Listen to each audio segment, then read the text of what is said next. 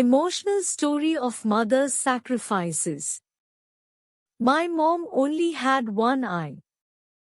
I hated her. She was such an embarrassment. My mom ran a small shop at a flea market.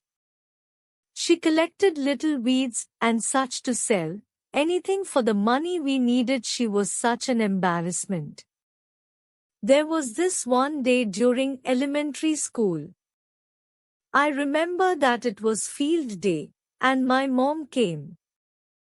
I was so embarrassed. How could she do this to me?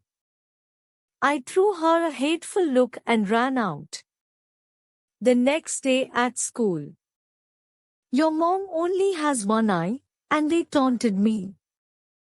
I wished that my mom would just disappear from this world, so I said to my mom, "Mom, why don't you have the other eye? You're only going to make me a laughingstock. Why don't you just die?" My mom did not respond. I guess I felt a little bad, but at the same time, it felt good to think that I had said what I'd wanted to say all this time. Maybe it was because my mom hadn't punished me, but I didn't think that I had hurt her feelings very badly. That night, I woke up and went to the kitchen to get a glass of water. My mom was crying there, so quietly, as if she was afraid that she might wake me. I took a look at her, and then turned away. Because of the thing I had said to her earlier, there was something pinching at me in the corner of my heart. Even so, I hated my mother who was crying out of her one eye. So I told myself that I would grow up and become successful, because I hated my one-eyed mom and our desperate poverty. Then I studied really hard. I left my mother and came to Seoul and studied, and got accepted in the Seoul University with all the confidence I had. Then, I got married. I bought a house of my own. Then I had kids, too. Now I'm living happily as a successful man. I like it here because it's a place that doesn't remind me of my mom. This happiness was getting bigger and bigger when someone unexpected came to see me. What? Who's this? It was my mother. Still with her one eye.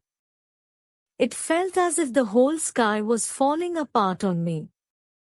My little girl ran away, scared of my mom's eye. And I asked her, "Who are you?" "I don't know you," as if I tried to make that real. I screamed at her, "How dare you come to my house and scare my daughter? Get out of here now." And to this, my mother quietly answered, "Oh, I'm so sorry. I may have gotten the wrong address," and she disappeared. Thank goodness, she doesn't recognize me. I was quite relieved. I told myself that I wasn't going to care or think about this for the rest of my life. Then a wave of relief came upon me. One day, a letter regarding a school reunion came to my house.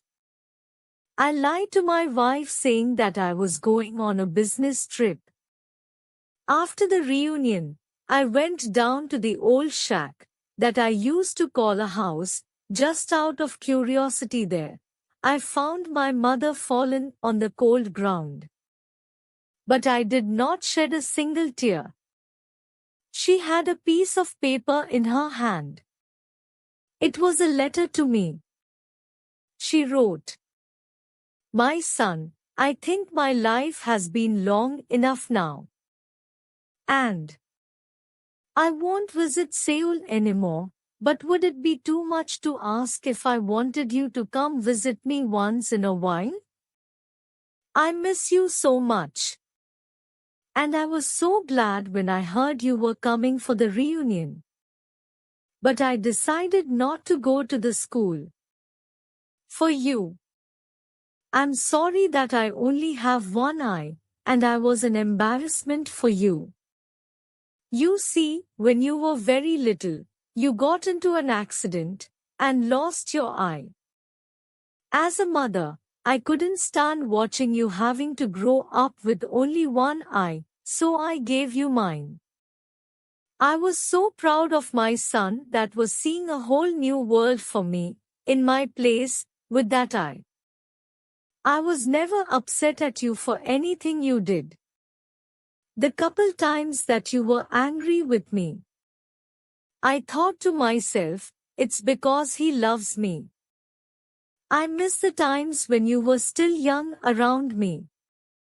I miss you so much. I love you.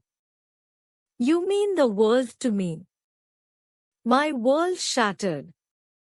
I hated the person who only lived for me. I cried for my mother.